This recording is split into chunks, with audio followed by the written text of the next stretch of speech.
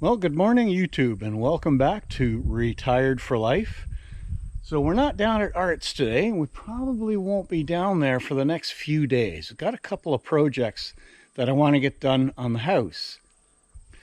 One of them is putting up this wire along the eave trough that will help prevent ice buildup. Again, the weather has changed. This never used to be an issue, but now I'm getting an issue with ice building up along the edge of the roof, and that ice will tend to creep back underneath the shingles and actually start to leak into the house. We did have a very minor leak last year, so I don't think things are going to get better with this. So we're going to put this cable up in place today, or at least start at it. And that way, hopefully, I won't have any more issues with ice dams. The water will be able to run off and down into the eave trough instead of into the house, which is a much better thing. So we're going to get started at that. I've got a helper with me here today who's going to be up on the roof while I work from the ladder, and we'll see how it goes. So this is the stuff here.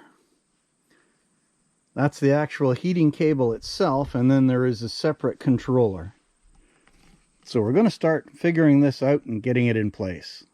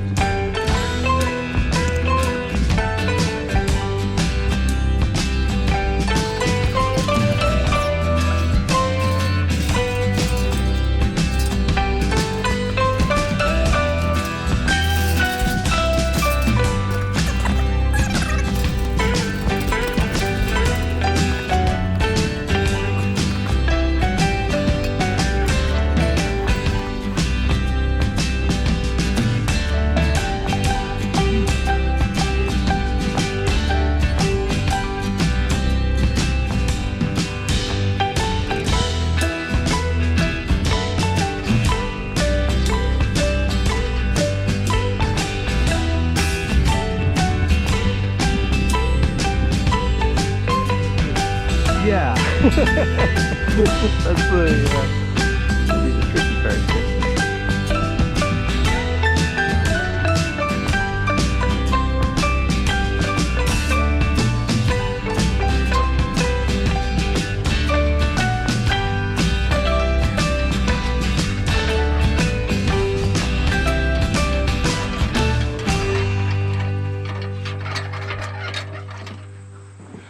So we are starting on our second day here of this project of getting the de-icing line up along the roof and in the gutters. So just to summarize what we have found so far. So the roof length here from one end to the other is 45 feet. And then we have got a downspout length of 14 feet at the one end. And I believe it's going to be about 15 feet at the other end. But anyway, the first section we did, we started with a 200-foot line and unrolled that, and I thought that we were going to be good, but we weren't. We did not actually get all the way across with that 200 feet to cover the 45 feet. Now, according to the instructions, you need to put the wires up as far as your overhang, and I went a little farther than that, so I ended up going up for about 4 feet from the edge of the roof along the roof line. And then of course the V is only 15 inches wide, so we went through that 200 feet really quickly. So the one thing that you've got to keep in mind too is the wattage in these lines. A 200-foot line uses 1,000 watts, so 10 amps basically. So to put a second line on, we're going to need another 200-foot line in order to do the downspout on both ends and run it all the way along the roof.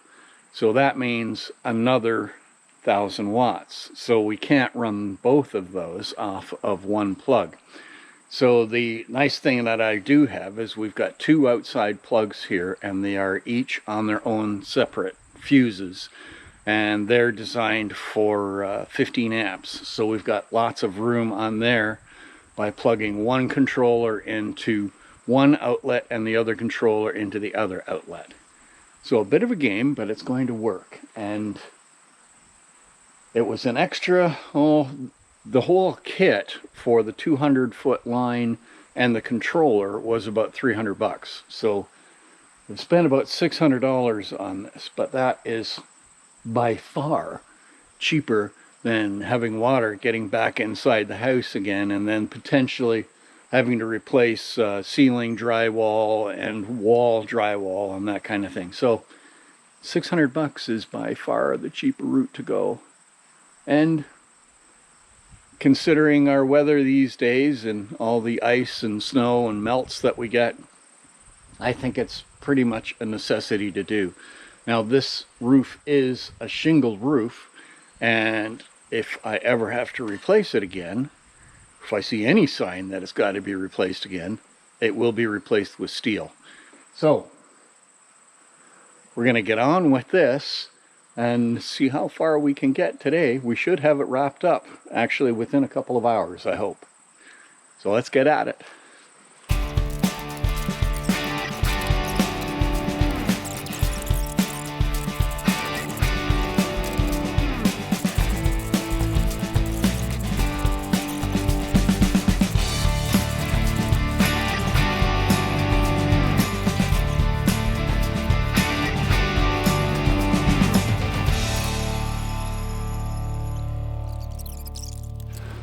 Well, there we have it, guys. We've got loops going 4 feet up, triangle of 15 inches, and then coming back down, which dips part way into the eaves trough, just a little bit. So that went probably about a little more than 3/4 the way along this 45-foot roof using a 200-foot cable.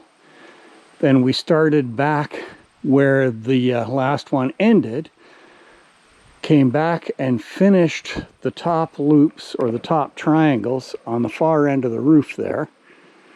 Then went down the gutter and back up and along, all the way along the eave trough and down the other gutter and back up. And that leaving about 2 feet hanging out the end of the downspout on both ends, just to help keep the ice cleared and keep the water flowing. And then I ended up with about 25 feet of extra cable. So I've just run that along underneath the eave trough, going back towards my plug, which comes down here. So the only thing I have left to do at this point in time is put the control units in. I'll get those done shortly. But this is the main part of the project done. Wires are all in place.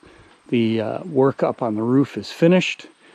And the controllers will go in a couple of weeks in between jobs. Okay guys, so we have 2 of these kits up in place now. So that has me in that V pattern back and forth along the edge of the roof, running along the gutter and down both drain spouts. So that's pretty good. And checking the box does tell you that it's 8.3 amps worth of power that you need for this 200-foot kit.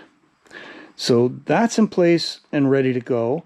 But now I need to get the controllers in place, which shouldn't be too hard to do. So this is the controller kit, the compatible kit for the Easy Heat system. And it has a temperature sensor, which is inside here. And it also has a moisture sensor, which this is. So this will run part way up onto the roof, and then it extends way up past the V pattern by about 2 feet. And that's going to be basically underneath all the snow. So it's going to work off of heat and off of moisture detection. So that should be a pretty good system, I hope. We'll see how it goes. So that's going to be it for today's video, guys. Everything is always a learning experience around here. And it seems kind of crazy that I've been putting this stuff up in blistering hot weather. We still have a little bit of haying yet to finish up. And then I've got some more projects around the house that I have got to get to before winter. So that's going to take some precedence over a lot of other things. Not to mention the fact that I've got some logs up there now on the mill that you saw us bringing back with my son's help. So I've got a pretty good stack of them up there that I've got to take care of. So, life never gets boring. Alright, so thanks very much for watching, guys. And we'll see you out on the trails the next time.